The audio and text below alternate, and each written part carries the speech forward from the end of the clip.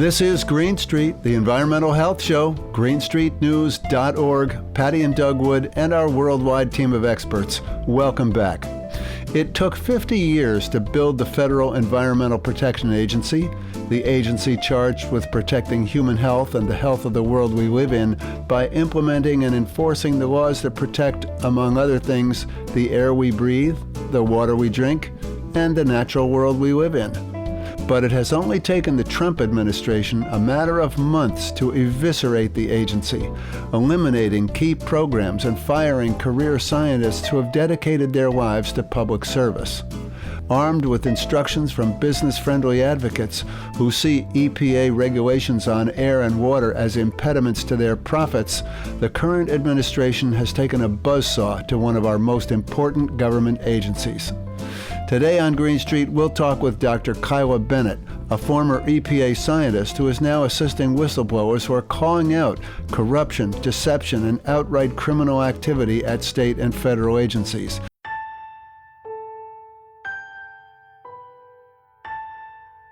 The year is 1970, and a string of disturbing events has raised public awareness of the fragility of our planet and the possibility that we are poisoning ourselves. Rachel Carson has just published her book, Silent Spring, about the widespread and indiscriminate use of pesticides and the terrible impact they are having on wildlife. An offshore oil rig in California has leaked tens of millions of gallons of oil, which have fouled coastline beaches. The Cuyahoga River in Ohio has erupted in flames, burning the discarded chemicals which are floating on top of it. Responding to public pressure, President Richard Nixon sends Congress a plan to bring various parts of the government together into a new agency, tasked with overseeing and protecting the fragile planet on which we live, the Environmental Protection Agency. Dr. Kyla Bennett worked for the EPA for 10 years as a wetland permit reviewer and now serves as Senior Science Advisor at PEER, Public Employees for Environmental Responsibility, a nonprofit group that helps defend whistleblowers and shines the light on improper or illegal government actions. Dr. Bennett has both a PhD in ecology and a law degree from Lewis and Clark Law School. And Patty and I had the chance to speak with her the other day about her personal reaction to what is going on at the EPA.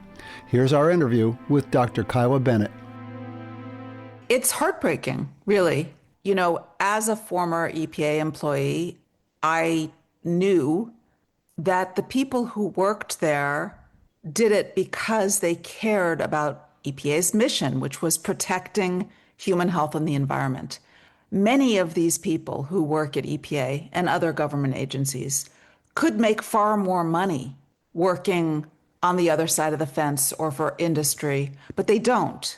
There are people who actually go to college and say, I want to work for EPA. I believe in the mission of protecting Americans and protecting the environment. And people don't see that part of it. They think that federal employees are lazy and just using up tax money and not doing anything. It's so not true. And my clients now at PEER, they are all brilliant, courageous. They care deeply about the environment and human health. And they are putting up with pure hell. What is going on right now is deliberate cruelty and torture for these employees. And the ones who are left are trying their best to stand up to all of the political appointees who are putting their thumbs on the scales of justice and working for industry. This administration cares nothing about the environment, cares nothing about human health in general. And all they care about is lining their own pockets. And so, I mean, as an example, just a couple of weeks ago, the New York Times came out with an article about Trump trying to eliminate the Chemical Safety Board. And this was right before the disaster in Washington and California, those two double chemical, not only do we have an EPA that is pushing chemicals out into commerce that have unreasonable risk to help industry, but we also have an administration that wants to get rid of the safety net for those chemical facilities, some of which are located in residential areas. So it's heartbreaking. It's just absolutely heartbreaking. I don't sleep. I can't sleep. I just toss and turn and think not only about my clients and the other EPA employees who are there, but the damage that this is doing to the country and wondering how or if we can come back from this. And I don't know if we can. This was my next question. That is that we're familiar with people who were in the EPA, and they have said that a single Trump administration will do great damage and another Trump administration will destroy the agency. Yeah. And honestly, the first time they didn't expect to win and they were not prepared. And so the damage that they inflicted was minimized to a certain extent. Right. This time, they were prepared. They had Project 2025. They had the Heritage Foundation. They have all of these evil people and these billionaires who could give two hoots about the environment or human health. And they came with a plan and they are implementing it. And, the scary thing to me is that if we have elections in 2028 that are free and fair, and if a Democrat wins, we can't afford to just go back to 2024. We can't afford to go back to the status quo. We have lost so much ground, not just with climate change, but with the brain drain of losing all of the employees, with all of these new chemicals and pesticides that are out on the market, with the loss of public lands and the new mining projects and, the new AI centers and the loss of our groundwater. We need an administration who's going to step in and take bold and decisive steps to save us.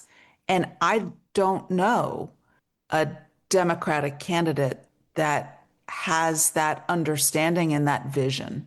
And that's what scares me. So even if we do survive the Trump administration, the Dems are not poised to do what needs to be done to help us out of this mess. This is not an abstract idea. These are people's lives that we're talking about. Talk a little bit about how the EPA intersected with public health in a very positive way, and the things that you anticipate may happen in the future because the EPA is not there. Sure. So, again, EPA's mission, which is still on their website, even if they're not following it, their mission was to protect human health and the environment. And those things go hand in hand. One thing that people don't understand is that humans are animals and we are subject to the same biological pressures as any other species on Earth. And as such, if we have contaminated water, contaminated air, if we don't have enough biodiversity, if we don't have bees, if we, all of these things that we need to survive. So everything that EPA does, from its approval of chemicals or pesticides, from its approval of projects that would discharge pollutants into a water of the US, or a development project, or a project that has air emissions, or a mining project, every single action they take affects each and every American. Some more so than others, right? Obviously, people who live in fence-lined communities of these chemical plants or some kind of discharge, like Cape Fear, North Carolina, with the PFAS, they're going to be impacted more than somebody who lives in the middle of the desert and is not near one of those plants. But that doesn't mean that we're not all impacted. Every one of us is impacted by the loss of clean water, by increasingly dirty air, by the loss of biodiversity, all of these things. And a contaminated food supply. Oh, 100% a contaminated food supply. And, the Trump administration's hostility towards the environment, towards public health, is evident in everything they do. Not only do they not care about public health elsewhere in the world, would this Ebola pandemic have happened had we not defunded USAID? Right. We don't know, but it certainly didn't help. Right. Dismantling the CDC is not helping. Here we've got the World Cup coming and all these people coming from DRC and all of these African countries. And are we ready? Is this a good idea? I don't know. CDC is kind of missing in action here. That I read in the news that one thing that the CDC was doing is asking for volunteers to go to the airport to screen people for Ebola. I mean, come on. That is not how a developed country should be run. So this Trump administration is so hostile to public health abroad and here. They don't care. RFK Jr. seems to have the theory that if you're at all compromised health-wise, then you should just die because, survival of the fittest. That is not who America should be. Apparently, it is who we are. I did not know that until Trump too, but apparently that is who America is.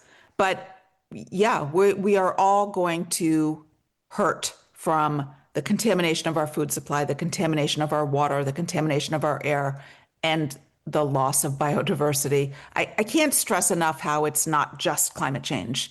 It's ecological overreach. We are on a finite planet and we are taking infinite amounts of resources from that planet.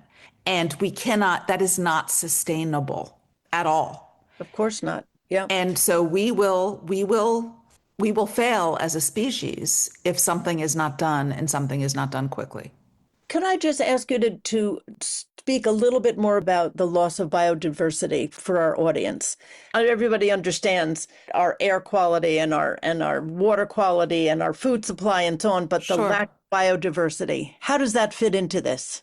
Absolutely. It's a great question. And one of my favorite ecologists, Dr. Paul Ehrlich, he just died a few months ago. He was just a brilliant, brilliant man. He came up with something he called the rivet popper theory. And he said, if you're in an airplane and you're seated by the wing and you look out the window and you see a rivet that is holding the wing to the plane pop off, you go, ooh, that doesn't look good, but it's just one. And look at that. There's like thousands of rivets holding that wing onto the plane. So we're okay. And as you sit there, you see another rivet pop off and then another and another. And at some point you start to think, holy crap, the wing is going to fall off the plane and we're going to crash. And he said, each one of those rivets is a species. And when you lose a certain amount of biodiversity, there's a tipping point where the entire ecosystem is going to collapse. And there are species called keystone species, where if we lose a keystone species, everything can go haywire. One of those keystone species are krill in our oceans, which are being overfished right now for people to take supplements. If we lose the krill, we're going to lose the whales, we're going to lose the fish, the whole ocean ecosystem will collapse. Bees is another one. I mean, you hear scientists say, if we lose our pollinators, we have about 4 years left before we too will die. So biodiversity is critical to our survival. And, I tell people this statistic all the time and they're shocked that when you look at terrestrial mammalian biomass on Earth right now, only 4% is wild animals. The rest is people, our food, cows, pigs, goats, things like that, and our pets, dogs and cats and horses. 4% is what's left. And here we have an administration that started using cyanide bombs for wildlife in our national parks, has opened up all of our national wildlife refuges to hunting, or they want to. They invoked the God Squad for the Endangered Species Act in the Gulf of Mexico so they could drill for oil there. They don't care about biodiversity. They don't care about non-human species. I mean, they don't care about humans either, other than their own small billionaire class. But, they don't care about any other species. And that's stupid. It's stupid. And the fact that they don't understand this is mind-boggling. And my feeling is, and I keep saying this, that whatever administration comes in, whether it's Tom Massey who wins the presidential election in 2028 or Pete Buttigieg or whoever it's going to be, it's not going to happen. But what should happen is they should have a chief ecologist, somebody, a PhD in ecology, who understands what ecological overreach is, who understands the importance of biodiversity, who understands the importance of all of these concepts and how humans fit into the ecosystem. And every frickin' decision that's made by the federal government needs to go through this chief ecologist to say, yep, we can do this without hastening our demise, or absolutely not, we can't. And to give that person independence and power to veto things, because there is zero understanding of these issues in Congress right now, and less than zero in this administration. You're talking about science here, and you're talking about an administration that just puts science down, at the end of the list. They just could care less, and they don't understand it. How do you bring that back? Well, I wanted to ask if you think the EPA, and for that matter, every federal agency, needs to do more to educate the public about what it does. I think a lot of people didn't know and still don't know or appreciate all the things the EPA was doing and how it impacts their lives. 100%. I think, one of the things that I would vote for if I was at EPA is a promotional campaign for here's what we do, and here's how we do it. I agree. I think education is super important, and I also think that scientists are notoriously bad at doing PR for themselves. Obviously, there's so many people out there who don't believe in climate change, or don't believe we landed on the moon, or don't believe in gravity, or think the earth is flat. Obviously, we're failing, right? Right. And so should EPA have a role in educating? Absolutely, but not at the expense of regulation, because, they tried that under the Bush era when I was at EPA. They were like, oh, we don't need to do enforcement. We can just educate people and do assistance and compliance, and they'll all fall into line. No, it doesn't work like that. If you don't have a big stick, everyone's just going to take that carrot and run and do whatever the hell they want. Right. So yes, education is absolutely a part of it. And we're really living in this perfect storm of end times. I have friends who are teachers. I know this is a little off topic, but it's education. I have friends who are teachers who are horrified at what students are like these days. And part of the reason is it's the phones, it's the computers, it's the short attention span.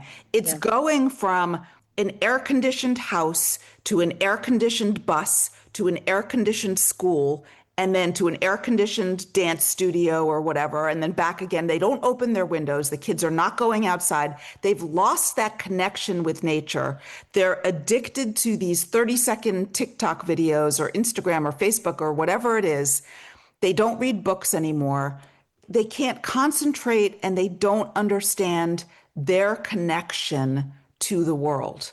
And I don't know how to EPA is not going to be able to bring that back. That's something that the parents are responsible for, and the schools. And I've seen these small schools popping up, like in Canada and elsewhere, where they're doing these nature schools with very small classes outside 100% of the time, winter, spring, fall, doesn't matter. Those kids are outside, and they're learning math by, let's learn how to build a shelter if you're out in the middle of nowhere, or, how much water do you need to grow this garden, or whatever. But they're learning practical skills, but they're outside in nature, and they're learning how they, as an animal, will fit in. And we've lost a generation or more of these people, and how to bring that back is going to be super difficult, I think. Well, I was just in a school, just to give our audience a little bit of hope. I was in a school today, a 5th grade class, and we were talking about open space versus the built environment. And, what the benefits are of open space. And of course, it's all the things that we talked about. It's, native plants and, trees and the canopy and blah, blah, blah, blah, blah.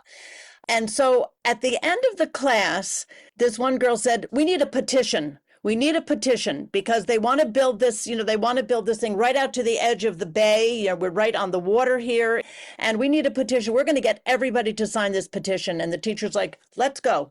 Let's write it. Let's educate. So it depends on the teacher. I think that teachers need to be taught this. The teachers need to know how critically important it is to talk about humans as animals and as a species that lives on this planet with all these other species, both plants and animals. Yeah. and insects and amphibians and so on, so on. Could you do that, Kyla? Could you apply for that job Where you were going with this? as the ecologist of next administration? I think the FBI probably has a file on me at this point, so I probably wouldn't get that job. But there are plenty of good people out there who could do it. And I just, again, going back to the status quo is a death knell for us. We need bold, decisive steps forward. I mean, minimizing or eliminating animal agriculture. That's the simplest thing that we could do to help this planet because it takes up so much land, so much water. We could feed more people. Animal agriculture is one of the most polluting and destructive industries out there. Going from fossil fuels to electric, obviously, but electric, that all has, you have to mine for all of the rare earth metals. Rare minerals. Yeah. But we need to stop traveling the way we travel. People should be living where they work. There should be work from home. People shouldn't be commuting 3 hours into the office every day. I mean, there's all sorts of things that we could do to make things better. But also, everyone has gotten so used to convenience and immediacy, like having immediate gratification, like, oh, I see something on Amazon, I'm going to buy that and it'll be here tonight. In 2 hours, something is at your doorstep if you want it. We can't have that. We don't need that. That is a convenience that we do not need. And people just buy stuff, that we're bombarded with this marketing of like, you need this new thing. You need to update your phone. You need this new pair of shoes. You need this new, whatever it is. We don't need that. We need to change the way people think. And it may get forced on us, that this part of it, because of prices and because, what's happening financially in this country. So people are going to stop buying as much stuff because they can't afford it. Can't afford it, right. But, buying more plastic, pardon my language, from China is not something that we should be doing ever. I mean, right. Plastic is a huge problem. And here we are carpeting the planet with plastic, building robotic bees. We will not survive this. We will not survive this. We need the plants and the animals and the soil and the water. We need it to survive. And the fact that not everybody understands this boggles my mind. Dr. Kyla Bennett, former EPA scientist and now Senior Science Advisor at Public Employees for Environmental Responsibility. You can learn more about Kyla and the peer organization at peer.org. That's going to do it for our show today. Don't forget to check out our new YouTube channel with dozens of our past shows you can listen to again or share with friends and family. Just search Green Street News on YouTube. It'll come right up. Special thanks to our friend Dr. Kyla